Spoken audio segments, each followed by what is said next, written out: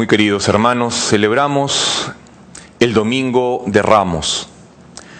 Estamos recordando el momento histórico en el que Jesús entra en Jerusalén porque venía para la Pascua. Él venía de la zona de Galilea, que es mucho más al norte de Jerusalén, donde él vivía y donde pasó la mayor parte de su vida.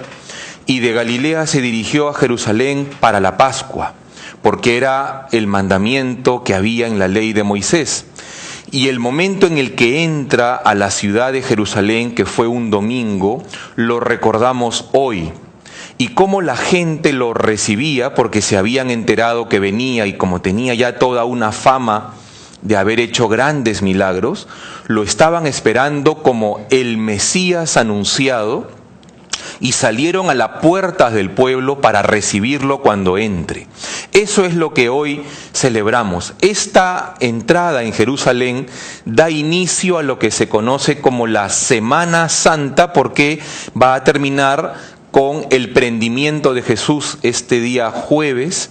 El día viernes pasará toda la madrugada y la mañana en torturas terribles, en insultos y en salivazos, con el rechazo de todos, y será crucificado y morirá en la cruz. El sábado estará en el sepulcro y amaneciendo el domingo resucitará. Esa es la Semana Santa que comienza con él entrando en Jerusalén. Y por eso, como la gente reconocía en él al Mesías, al Rey anunciado por los profetas desde muchos años antes, lo reciben como se recibía a un rey en esa época. En esa época, cuando venía una gran autoridad o el mismo rey, los habitantes del pueblo lo que hacían era poner sus mantos a los pies de los caballos que traían al rey. O si no tenían sus mantos, ponían hojas de olivo, porque también es verdad que en esa zona de Jerusalén abundan los olivos. Y le ponían las hojas en el camino, los caminos eran de tierra, y era una forma de mostrar un respeto, de tal manera que los caballos que traían al rey no pisen la tierra, sino que pisen algo más noble, como los mismos mantos o estas hojas de olivo. Pero ¿qué significaba poner esos ramos de olivo en el camino? En esa época, y esto viene desde el rey Salomón, son costumbres que en el pueblo ya se sabían, por eso quizá nosotros no lo sabemos. Lo voy a explicar muy brevemente, pero en ese momento se entendía perfectamente por qué pones unos ramos de olivo en el camino del rey. Lo que significaba era dos cosas. Primero, te reconozco como rey. Tienes todo mi reconocimiento, no pongo en duda que tú eres la autoridad. Y en segundo lugar, poner los ramos e inclinarse para ponerlos era un símbolo de aceptar que el que manda es él y yo obedezco. Eso significaba en esa época y sigue significando hoy. Recibir a Jesús con los ramos significa, por un lado, reconocer que Él es Rey y reconocer que Él manda en mi vida. Y ahora nosotros que estamos repitiendo ese gesto hoy, cada uno con sus ramos en su casa o en las puertas de su casa, lo que está haciendo es volver a recibir a Jesús como Rey. También estamos diciéndole nuevamente, tú eres Rey en mi familia, tú mandas en mi casa, en mi vida. Lo curioso es que estos que recibieron a Jesús con ramos y que lo reconocían como Rey, 5 días después van a ser los que le den la espalda y pidan que lo crucifiquen. ¿Qué pasó? Lo que pasó, según concuerdan la mayoría de los autores, es que esperaban que sea un rey más o menos a su medida, que haga más o menos lo que ellos pensaban que tendría que hacer. Y como no lo hizo, y más bien hizo todo lo contrario, les mostró el rostro del sufrimiento y de la aparente derrota humana en la cruz, le dieron la espalda. Es como cuando le ponían los ramos, le decían, tú eres rey, pero inconscientemente le estaban diciendo, siempre y cuando te portes como yo creo que debes portarte si eres rey.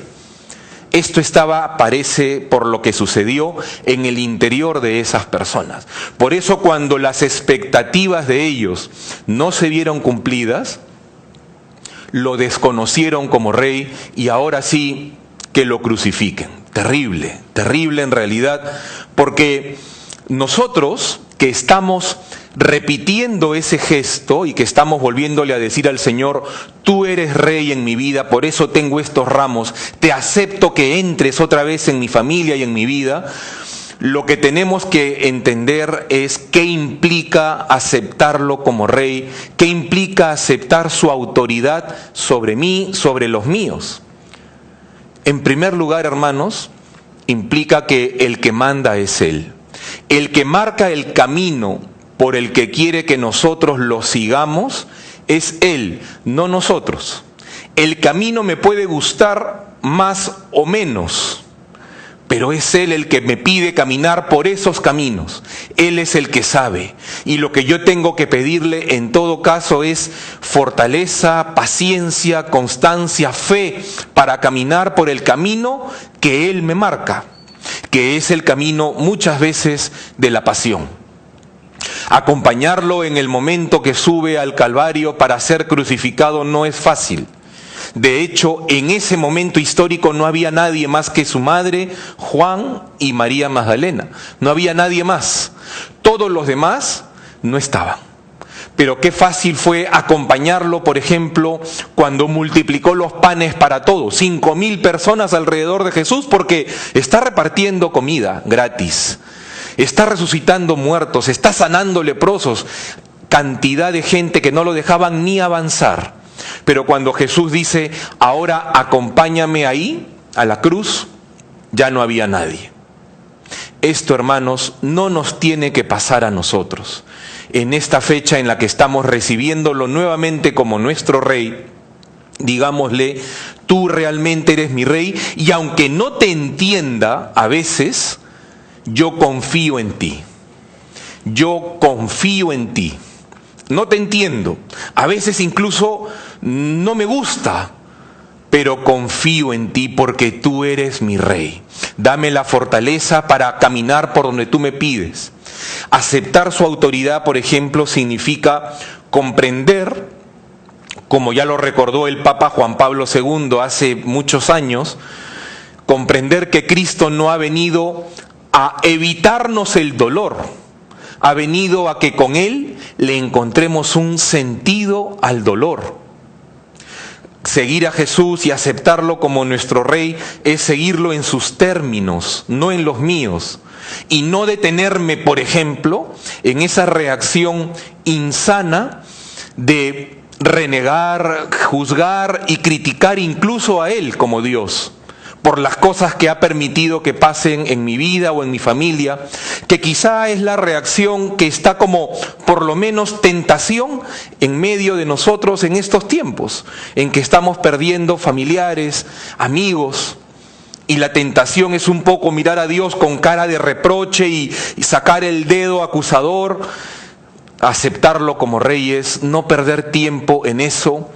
Es decir, no perder tiempo en preguntarle por qué, más bien dedicar las pocas fuerzas que nos quedan a preguntarle ¿para qué? ¿Para qué todo esto, Señor? ¿Qué quieres de nosotros? ¿Qué quieres de mí, de mi familia? ¿Para qué nos has tenido este tiempo en casa? ¿Qué es lo que quieres de nosotros? Eso significa aceptarlo como rey. Porque si no hacemos esto, si realmente Cristo no es aceptado como rey en mi vida hoy, que lo estamos haciendo exteriormente con estos gestos de los ramos, inconscientemente vamos a repetir lo que estos hermanos nuestros del Evangelio ya hicieron. Te acepto como rey con todas las alabanzas que se puedan decir. Hosana al hijo de David. Lo más que se podía decir del Mesías era que era del linaje de David, como decían las profecías. Hosana al hijo de David. Te pongo mis ramos y mis mantos para que pases. Pero si no haces lo que yo quiero, te doy la espalda. Suena terrible, pero eso fue lo que pasó. Por eso en 5 días lo van a crucificar. Estos mismos. Nosotros no, hermanos. encontrémosle un sentido importante a este Domingo de Ramos, que sea volver a recibir a Cristo en nuestra vida como Rey, como Señor, como Salvador, pero en los términos de Él, que son los términos que en esta liturgia se resaltan. Hemos leído el Evangelio al comienzo de la misa, la entrada de Jesús en Jerusalén, y acabamos de escuchar el Evangelio, la pasión de Cristo. ¿Por qué? Porque lo que nos quiere recordar la Iglesia es que muchas veces seguir a Jesús, aceptar a Jesús como Rey, implica estar dispuestos a caminar con Él hasta la cruz.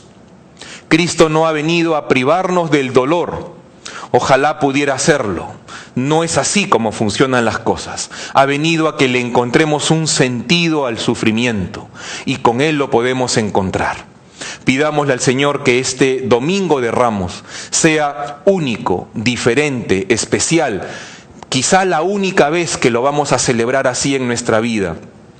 Si la mayoría de nosotros en estos días de encierro involuntario hemos podido volver la mirada a Dios, hemos podido recuperar un poco ese sentido espiritual, hemos podido rezar otra vez, que quizá no lo hacíamos hace tanto tiempo, y hemos podido volver a poner nuestra esperanza en Dios, que esa preparación culmine hoy aceptándolo nuevamente como Rey y proponiéndonos que por los caminos que Él nos lleve, nunca dejará de ser Rey en mi vida y en mi familia, de aquí para siempre. Pidámoselo al Señor de todo corazón y que Él nos dé la fortaleza, la paciencia, la constancia en medio de estos días de dolor y de sufrimiento. Que Él nos bendiga.